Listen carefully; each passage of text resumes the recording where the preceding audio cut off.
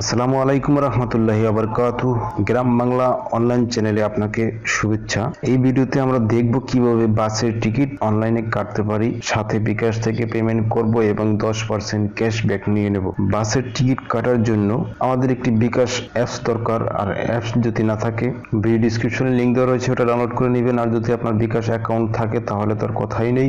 বিকাশ অ্যাকাউন্টে ঢুকে আপনি দেখতে পারবেন যে বিকাশের যে অফার অপশন রয়েছে নিচে, সেই অফারের মধ্যে একটি অপশন আছে বাই বাস টিকিট 10% ক্যাশব্যাক। অর্থাৎ আপনি এখান থেকে যদি বাসের টিকিটটা কিনেন তাহলে 10% ক্যাশব্যাক পাবেন। তবে এখানে কিছু শর্ত রয়েছে। দৈনিক সর্বোচ্চ 500 টাকা এবং সর্বমোট 2000 টাকা 31 অক্টোবর 2019 পর্যন্ত। তাহলে তারপরে কি এই অফারটা থাকবে না? হয়তোবা তারপরে আরো কোনো নতুন বা আরো কোনো বড় অফার চলে আসতে পারে। ক্যাশব্যাক না হলে নাই বা নিলাম। আমরা আজকে শিখবো যে কিভাবে অনলাইনে টিকিটটা কাটা যায়। তো এই জন্য আপনি এখানে যে বিস্তারিত যে অপশনটি রয়েছে, এই বিস্তারিত অপশনের মধ্যে আপনি ক্লিক করতে পারেন, অথবা আপনি সরাসরি ব্রাউজারের মধ্যে ঢুকে এই ইউআরএলটি লিখে এই সাইটের মধ্যে আপনি প্রবেশ করতে পারেন। www.busbd.com.bd এই সাইটের মধ্যে আপনি সরাসরি প্রবেশ করতে পারেন, অথবা বিকাশ অ্যাপস এর মধ্য থেকে আপনি চলে আসতে পারেন। আসলে পরে দেখতে পাবেন যে এই সাইটটি দেখতে এরকম।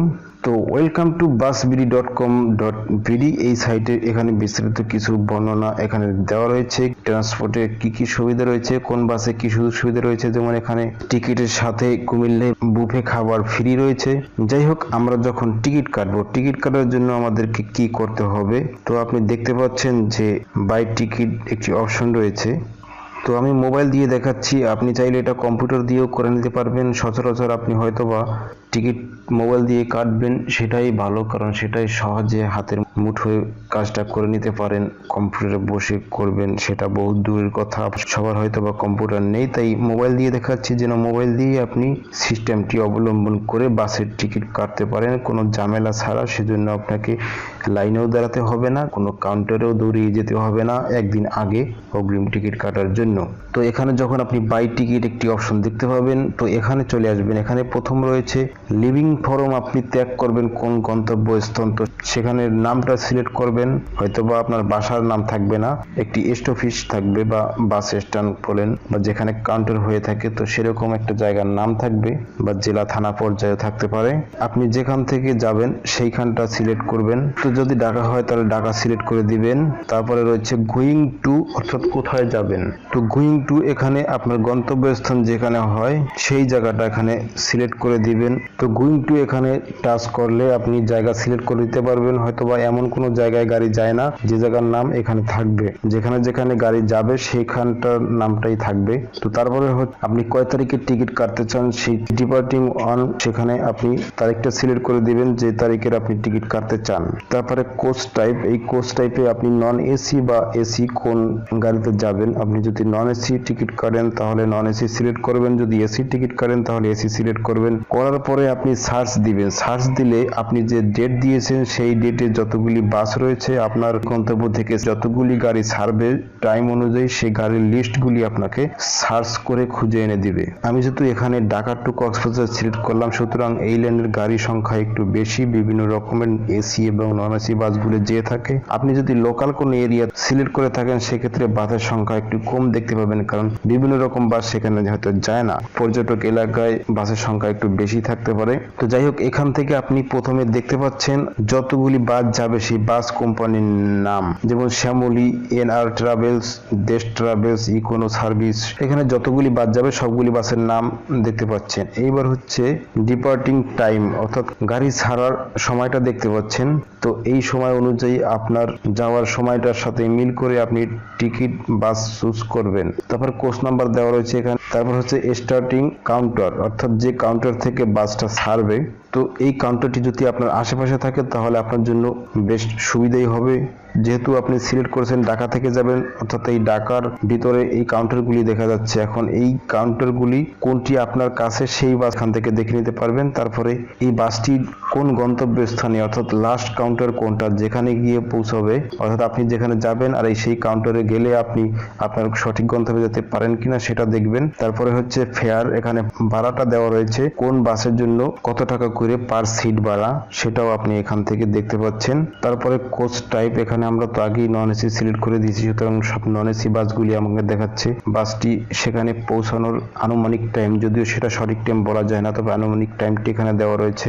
তারপর হচ্ছে সিট অ্যাভেলেবেল। প্রতিটি বাসে, যে বাসটি আপনি দেখছেন সেই বাসে কয়টি সিট রয়েছে অ্যাভেলেবেল বর্তমানে, বাকিগুলি হয়তো বা বুকিং হয়ে গেছে, তো সেটা আপনি এখানে দেখবেন। সিট সংখ্যা যদি কম থাকে, 2-1টা, বা আপনার লোক সংখ্যা বেশি, তাহলে তো সেটা এখানে দেখে বুঝতে পারবেন যে এই বাসে আপনি যেতে পারবেন কিনা। তো একদম শেষে রয়েছে ভিউ। তো আপনার যে বাসটি এখান থেকে চয়েস হয় যে এই বাসটিতে আমার টিকিট কাটা সম্ভব, তো সেই বাসটির উপরে টাচ করবেন, অর্থাৎ ক্লিক করবেন। ক্লিক করলে সেই বাসের যে সিট প্ল্যানিং সেটি আপনি দেখতে পাবেন। এখানে কয়টি সিট ব্লক হয়ে গেছে, অর্থাৎ কয়টি সিট ইতিমধ্যে বুকিং হয়ে গেছে। যেমন এখানে কালো দিয়ে সংকেত দেওয়া রয়েছে, অর্থাৎ এখানে ডার্ক কালার দিয়ে হাইলাইট করা রয়েছে যে সিটগুলি এগুলি বুকিং হয়ে গেছে। তারপরে যেগুলি হোয়াইট কালার আছে সেগুলি অ্যাভেলেবেল রয়েছে, উপরে হাইলাইট করে দেখাচ্ছে। তো হোয়াইট গুলি অ্যাভেলেবেল। তো এখান থেকে আমি দুটো সিলেক্ট করলাম, E3 E4। তো এটা সিলেক্ট করার পাশেই দেখতে পাচ্ছেন সিট ইনফরমেশন।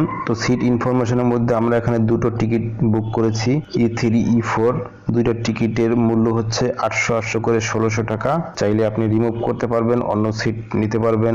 তো এরপরে হচ্ছে পার্সোনাল ইনফরমেশন। আপনার ইনফরমেশন এখানে দিবেন, আপনার নাম দিবেন, ইমেল নাম্বার না দিলেও হবে। এখানে যে অপশনের উপরে যেমন নেইমের সামনে দেখতে পাচ্ছেন স্টার চিহ্ন দেওয়া রয়েছে, অর্থাৎ যেগুলিতে স্টার থাকবে সেগুলি আপনাকে অবশ্যই পূরণ করতে হবে, বাধ্যতামূলক। আর যেগুলিতে স্টার নাই সেগুলি অপশনাল, না করলেও হবে। তো নেইমের ঘরে আপনি নাম দিবেন, ইমেল নাম দিলেও হবে, জেন্ডার সিলেক্ট করে দিবেন। অবশ্যই ছেলে মেয়ে বুঝে তারা টিকিট দিয়ে থাকে অনেক সময়। দুটো ছেলে বা দুটো মেয়ে একসাথে হলে ভালো হয়, ছেলে মেয়ে অপরিচিত হলে সেখানে একটা অসাংঘাতিক ঘটনা ঘটতে পারে। মোবাইল নাম্বার দিতে হবে, বয়স না দিলেও চলবে। তো এখানে নিচে দেখতে পাচ্ছেন যে সিলেক্ট এ বোর্ডিং পয়েন্ট। তো এখানে আপনি যে কাউন্টারে যাবেন সেই কাউন্টারটিতে কয়টা বাজে আপনি পৌঁছতে পারবেন সেরকম এখান থেকে টাইমটা এখান থেকে সিলেক্ট করে দিবেন। তারপরে হচ্ছে পেমেন্ট মেথড। পেমেন্ট মেথডের এখানে যদি বিকাশ দিয়ে আপনি পেমেন্ট করেন তাহলে বিকাশ সিলেক্ট করবেন, যদি ডাচ বাংলা পেমেন্ট করেন তাহলে ডাচ বাংলা নিশ্চয় সিলেক্ট করবেন। এখানে যতগুলি পেমেন্ট মেথড আছে আপনি চাইলে সেগুলি যে কোনো একটা দিয়ে পেমেন্ট করতে পারেন, তবে বিকাশ দিয়ে করলে 10% ক্যাশব্যাক পাবেন। তো সেটা আপনি এখানে সিলেক্ট করবেন। ন্যাশনালিটি বাংলাদেশি, ড্রপিং পয়েন্ট সেটি সিলেক্ট করে দিবেন। আপনি কোথায় গিয়ে ড্রপ করবেন অর্থাৎ নামবেন সেটাও এখান থেকে সিলেক্ট করতে পারেন। তারপরে আপনি নিচে দেখতে পাবেন I agree to all the terms and condition. এখানে সম্মতি থাকবে, অবশ্যই টিক দেবেন, ঠিক না থাকলেও দিবেন। তারপরে হচ্ছে কনফার্মেশন, কনফার্ম করে দিবেন টিকিটটি। তো কনফার্ম করে দেওয়ার পরে আপনাকে পেমেন্ট দেখাবে, কিন্তু আমি একটি টিকিট এখন কাটবো না, কারণ আমি টিকিট কেটে কোথায় যাব, আমার কোথাও যাওয়ার প্রয়োজন নাই এই মুহূর্তে। তো আমার এখানে দেখাচ্ছে আমি যেগুলি অপশন দেই নাই, যেগুলো বাধ্যতামূলক যে ইনফরমেশনগুলি দেওয়া সেগুলো কিন্তু দেই নাই, এজন্য আমাকে কিন্তু আর সামনে আগাতে দিচ্ছে না। তো আমি যদি এখন এখান থেকে পেমেন্ট করতে যাই বা কনফার্ম করি তাহলে আমাকে পেমেন্ট করতে হবে। যাই হোক, এর পরবর্তী ধাপে আমি আর যেতে পারলাম না, আন্তরিকভাবে দুঃখিত।